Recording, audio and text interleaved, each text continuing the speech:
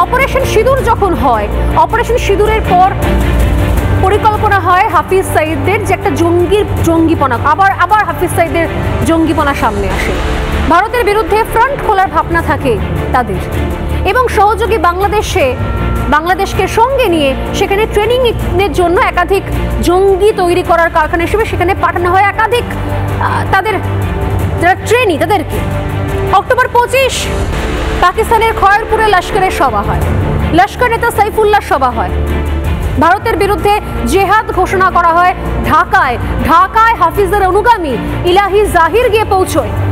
জেহাদিদের সঙ্গে সেখানে বৈঠক হয়, আলোচনা হয়, এবং রাজশাহী, চাঁপাইনবাবগঞ্জ সেই সমস্ত জায়গাতে মিটিং হয়। হাফিজ সাঈদের অনুগামীদের সঙ্গে এখানে মিটিং হয় এই সমস্ত জায়গায়। অর্থাৎ ভারত বিরোধী কার্যকলাপ পূর্ণ মাত্রায় চলছিল বাংলাদেশে। কেন বলছি এই কথাগুলো, কেন তথ্য দিচ্ছি? কারণ আছে।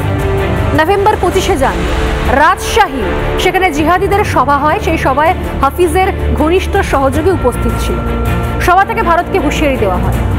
এরপর ঢাকায় পাক নৌসেনা প্রধান সে ইউনূসের সঙ্গে বৈঠক করে ফেলে, এবং একটু একটু করে এই বাংলাদেশে ভারত বিরোধী কাজ, ভারতের নাশকতার ছক তৈরি হয় বাংলাদেশ থেকে। কারণ যেহেতু ভারত পাকিস্তানের সীমান্তগুলোকে অত্যন্ত কঠোর করে রেখেছে, পাকিস্তান থেকে কোনো রকমের মডিউল অপারেট করা সম্ভব নয়, তাই বাংলাদেশ থেকে হচ্ছে। আপনারা জানেন দিল্লিতে সাম্প্রতিক সময় বিস্ফোরণ হয়েছে, এবং সেই বিস্ফোরণও বাংলাদেশ যোগ পাওয়া গিয়েছে।